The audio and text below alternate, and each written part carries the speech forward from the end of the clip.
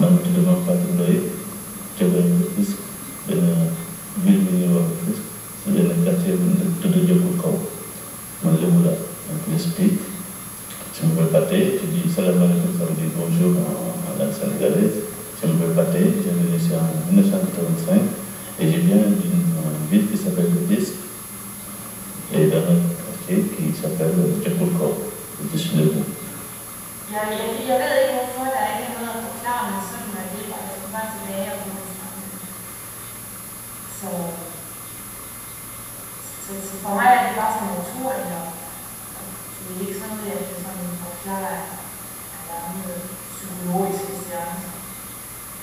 Der kommer selvfølgelig noget, når nu forstår jeg måske bedre, hvorfor jeg skal til Frankrig. Eller det er mere, at jeg kan forstå mere nu, hvorfor jeg skal væk fra Danmark.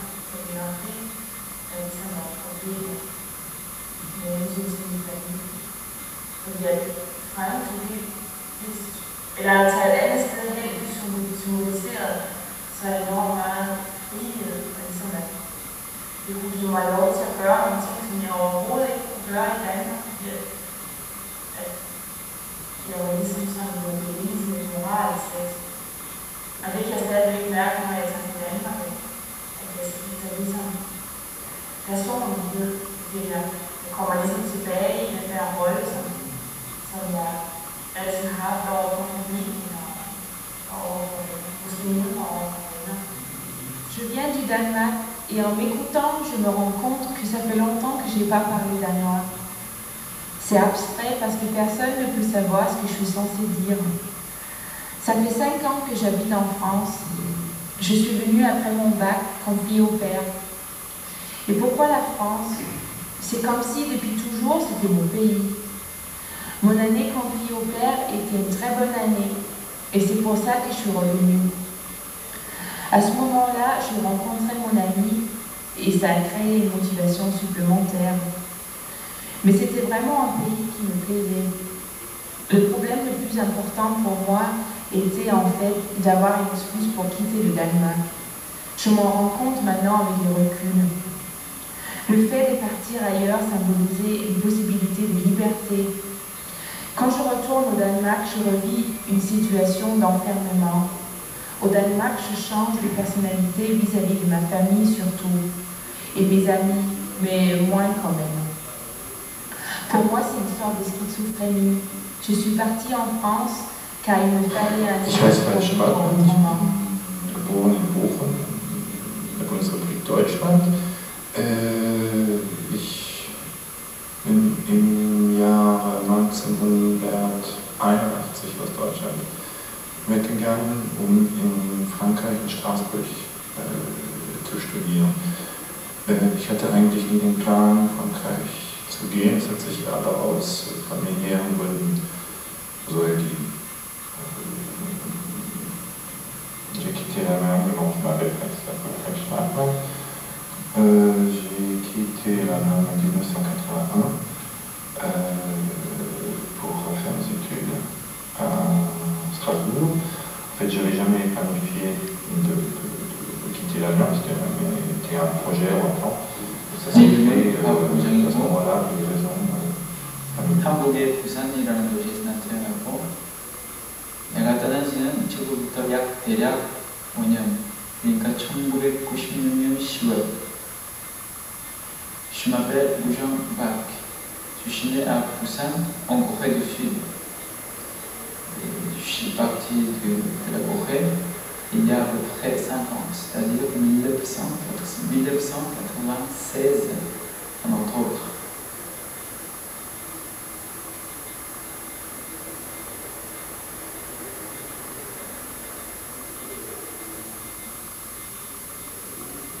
Pour moi, la langue est vraiment un outil de communication. Donc, il n'y a pas de raison de parler ou de lire en danois ici. Parfois, je peux me demander si cette langue ne va pas mourir en moi. Je n'ai pas envie d'essayer de contacter des Danois qui vivent en France.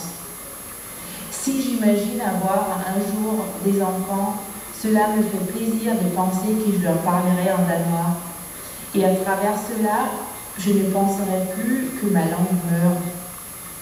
je me rends compte qu'il y a beaucoup de questions que je n'ai pas résolues. Et cela me fait mal de me rendre compte à quel point ma relation avec ma langue est froide. Cela me donne la sensation de ne pas avoir... Je dis le Wolof purement parlé, moi je ne le comprendais pas. Je parle avec mon grand-père par exemple. Mon grand-père quand il me parle, je ne comprends rien. Après il faut que j'explique, demander à ma mère pour qu'elle m'explique.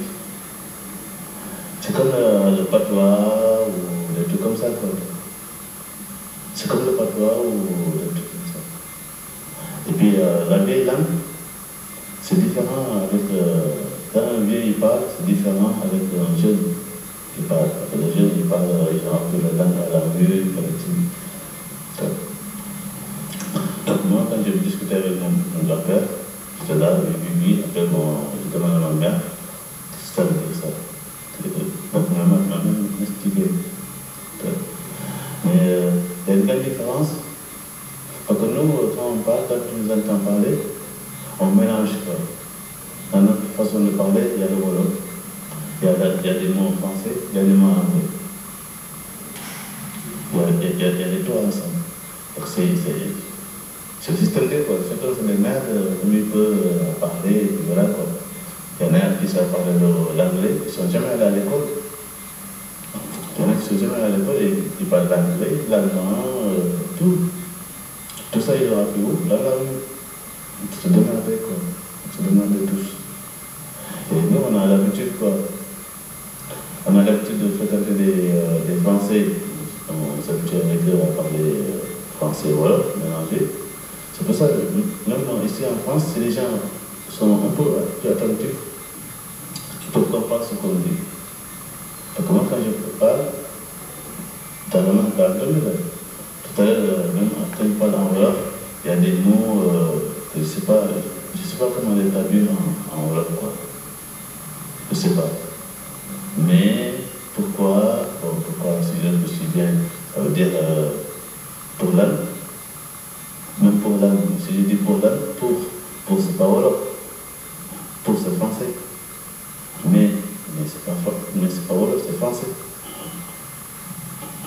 Mais si à chaque fois il faut réfléchir pour savoir comment on dit tel mot, pour dire un peu de choses, ça va être pas 2 heures quoi.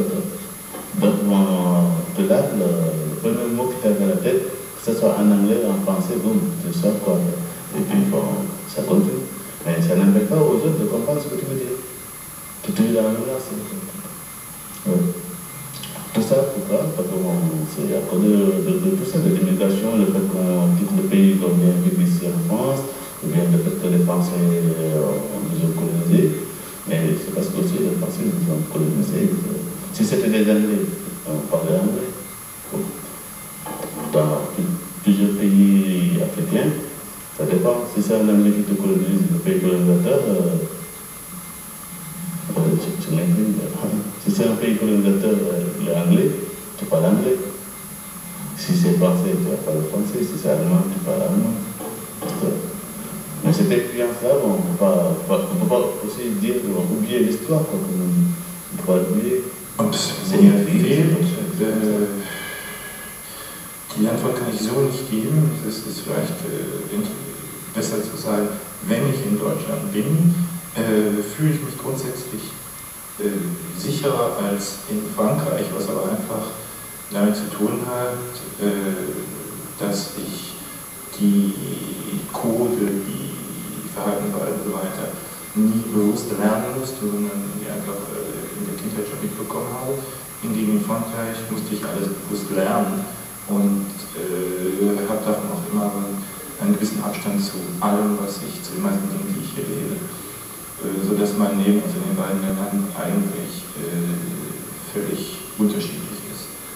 Und es tut manchmal ganz gut, dann nach Deutschland zurückzugehen, sich so 3 Gramm Sicherheit zu holen und dann wieder wegzufahren. Si ça me manque, je crois que ma réponse était, je ne peux pas, il faut que j'inverse la réponse de ma question.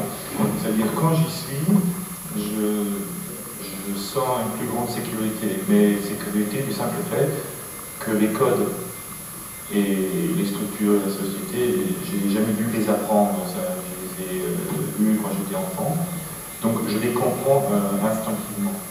Tandis qu'en France, j'ai tout dû apprendre d'une manière consciente. Donc, et ça fait qu'automatiquement on garde une distance. On ne peut pas assimiler de la même manière les choses qu'on apprend vraiment consciemment que les choses qu'on reçoit comme ça. C'est dans ce sens-là, de temps en temps, retourner là-bas et me chercher un peu d'assise, ça fait du bien. Mais sinon, manquer, pas directement.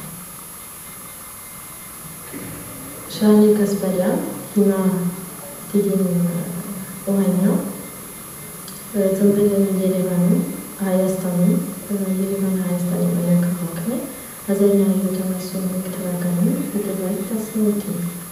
Je m'appelle Madame Charlie Ohania, Gasparo, je suis venue à Yerevan, qui est la capitale du pays. 최근에 상황 것은 최대한 나의 모든 작업부터 이기까지 거의 불어로 글을 쓰기 시작해서 왠지는 모르겠지만 내 생각에는 아무래도 좀 더 이 프랑스 예시에 좀 더 적응하고 싶어 하는 욕구 때문에 또 그렇고 또 반대로는 하나의 욕심인가 이제 불어를 잘하고 진짜 잘하고 보고자 하고 싶은 욕구.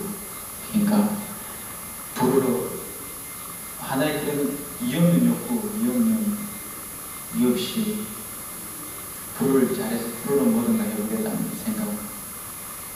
그리고 처음에는 한국어를 쓸 때 처음에서는 불어를 할 때 처음에 머릿속에 한국어를 불어로 번역하고 말을 하고 그래서 잘 항상 밝기 시작했는데 시간이 지나면 지날수록 어느 순간인지부터는 모르겠지만 불어로 설명하고 간단한 노트 같은 걸 적을 때도 불어로 쓰고 하는 게 되게 편해지기 시작했어요. 내 생각에는 그게 지금의 내 상황이 지금 프랑스인들의 상황에 적응해져 있으니까 것 같아요. 저는 단순히.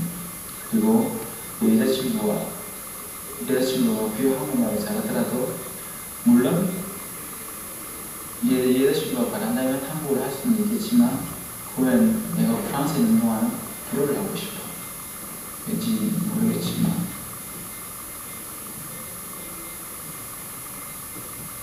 en fait au départ j'étais obligé de traduire moi-même dans ma tête. D'abord je mets la phrase dans ma tête et je traduis et je parle. C'était un peu difficile parce que j'avais déjà, avant de sortir de ma bouche, il y avait 2 étapes à faire dans ma tête, traduire et construire en français et sortir. Mais au fur et à mesure, j'allais bien, enfin, je ne sais pas comment ça m'est arrivé maintenant, j'arrive mieux à réfléchir en français et même je fais des notes en français.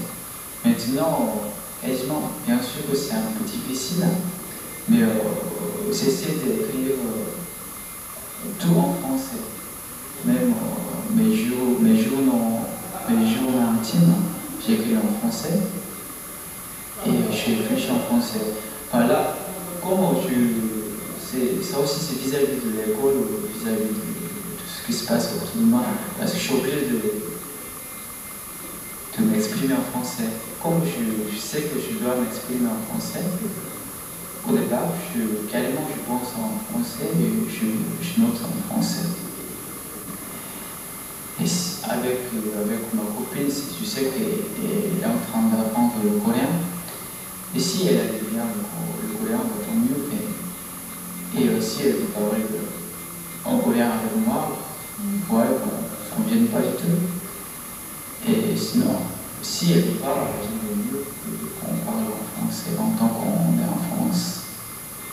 Et sinon, pour elle, je trouve que c'est bien d'apprendre notre langue. Voilà.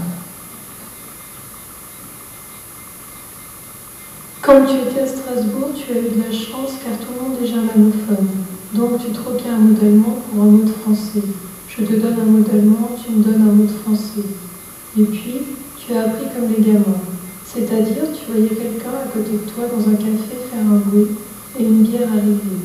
Donc tu essayais toi aussi de faire le même bruit et voir si ça marchait chez toi aussi. Et ça marchait. Tu n'as jamais pris de cours de français.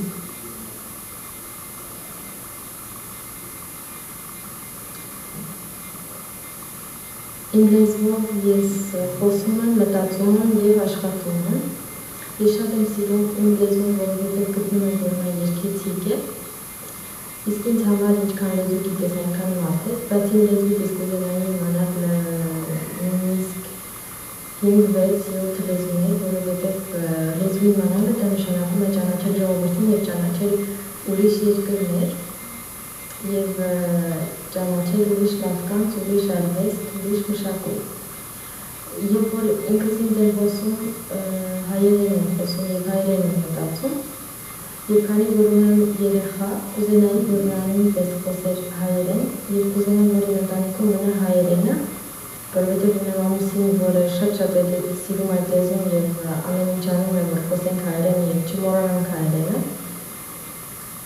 Ինձ թվում է չեմ մոռանալ և դա հարստություն է ինձ համար լեզվովս խոսել, մտածել և արտահայտվել։ Եվ դժվարանում եմ դրանից, որովհետև կան պահեր, որ քո լեզվով ավելի լավ ես արտահայտվում, քան ուրիշ լեզվով։ Եվ հոգեբանությունը նույնպես նույնը չէ։ Տարբեր լեզուներով խոսող մարդիկ տարբեր հոգեբանություն ունեն։ Ինձ թվում է ինչքան լեզու ճանաչես, այնքան մարդկանց հոգեբանությունը կարող ես ճանաչել։ Et puis, tu as bien aussi cette maxime qui est à notre pays.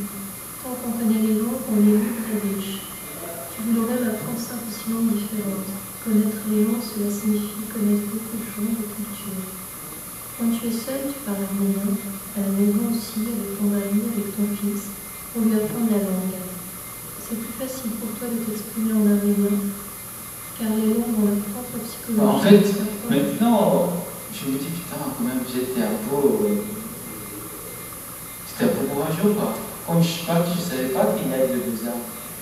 Je sais qu'il y a des beaux-arts, mais il n'y a que l'école de beaux-arts de Paris. Et quelques écoles, je ne savais pas les situations, pas du tout. Je suis parti carrément comme ça, quoi.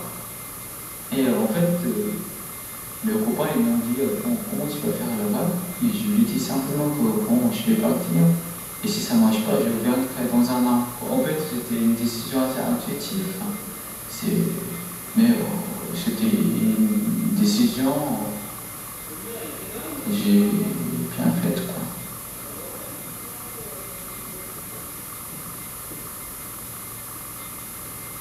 Tandi Galgani Robi, Alexis Ubate, Dinenden Senegal, Galgani Robi, Alexis Ubate, Dinenden Cameroon, la la la la la la la la la la la la la la. Galgani Robi, parce que bon, Sénégal, c'est avant, c'était pas Sénégal, c'était Sénégal. Sénégal, ça veut dire notre pirogue. Et quand l'homme blanc est arrivé, comme il ne sait pas dire le français, il ne sait pas dire Sénégal, il a dit Sénégal. C'est comme Dakar. Dakar, c'est pareil. Dakar, c'est pas Dakar, c'est Dakar. Dakar, c'est le tamarin. L'arbre du tamarin, on appelle ça Dakar. Et comme l'homme blanc ne sait pas dire Dakar, parce que dans l'alphabet français, il n'y a pas KH. Histoire. Donc, bon, comme je ne sais pas, le français ne savait pas dire Dakar.